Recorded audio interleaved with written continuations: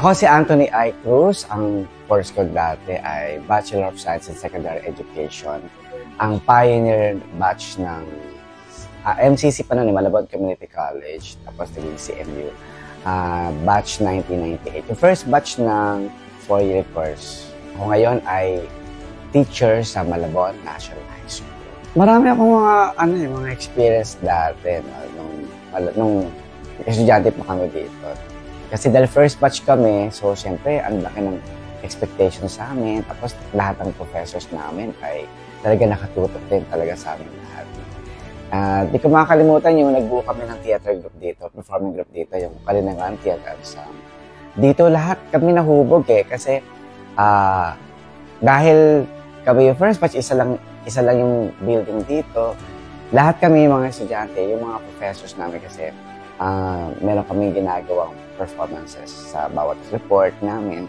Ang saya-saya kasi yung report namin, hindi basta-basta Kasi yung professor namin, pagka ang dami-daming visual aids, yun sila-challenge kami na mag-innovate. Tapos, yung performing group na tinayo namin dito, actually, Sir Hector Miranda pa yung kasama ko na professor din namin nagtayo ng performing group dito. Ay, ang dami namin pagkatang ginawa. No?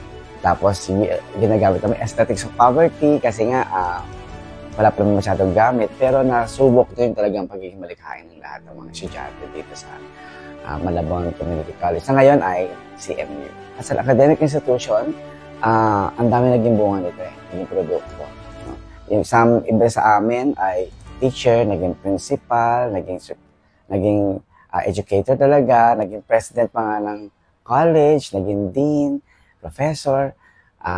Ako, teacher din, tapos nasa arts institution din, naging bahagi ng part ng National Commission for Culture and the Arts, Community Executive Council. And so, ang dami yan tutulungan. Ibig sabihin, magaling, mahusay yung university na to. And, natandaan ko noon, wala kaming 250 lang yata yung aming tuition fee. And, ang nakakatawa din, dahil alam ng presidente na si Dr. Blanco pa, na alam nila na mga working student lahat ng mga nag-aaral. So sa gabi, pinapayagan ko nag-rehearse dito para sa aming performance tomorrow. And then, nandiyan naman yung guard namin. Tapos, guided kami lahat. Tapos, ayun. Sa tingin ko, ngayon, lalo na ngayon, dami na. Meron na ganito, nakakatawa. Meron na kayong studio, meron na rin ganito. So, malaking bagay talaga siya para sa mga kabataan dito sa Malabon City. Noong una, actually, pangalawang school ko to Unang kasing pumasok ko, private school, university, first year. Tapos hindi ko siya tinapos. Kasi siyempre, ang hirap ng buhay.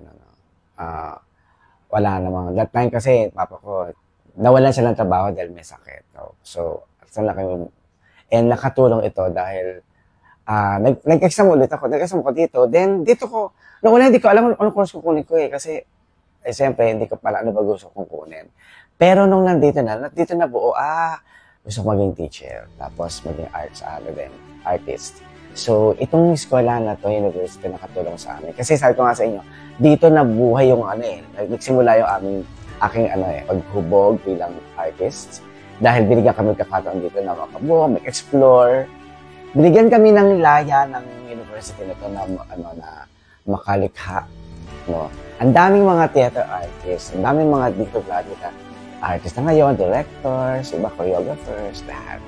And sa akin, malaking bagay ito kasi siguro ang swerte ko rin kasi first batch kami, so alagang-alaga kami. Siyempre, pressure din dahil first batch kami, ang laki ng expectations talaga. And nakatulong ng malaki to dahil, una, maliit lang yung tuition, ang lapit na ng bahay namin. Pwede mo lakarin. Noong time nga kami, masaya kami magkakaklase na naglalakad kami mula Panghulo hanggang Francis. Wala, masaya lang kami kasi gabi naman. At sabay-sabay kami maglalakad. Ganon. So, ang dami. Siguro bilang mamamayan, bilang tao, bilang individual, higit na itulong sa akin yung magmahal ka sa sarili mong lugar. Kasi ito yung tumulong sa akin ito yung nagpanday sa akin eh. So, kailangan magbalik ka din. Kumbaga, yun naman time para kung umangat ka, o lumago ka, at naging maunod ka, babalik ka rin kung saan ka nagtulay. Ito yun. CMU. Kasi sabi ko, sana one time kapagturo nito mo dito. Sana mabalik yung hindi ka kasi ang gagaling ng mga estudyante dito, ng mga mag-aaral dito. Mahusay. Happy 31st founding anniversary, City of Malabon University, Padayon.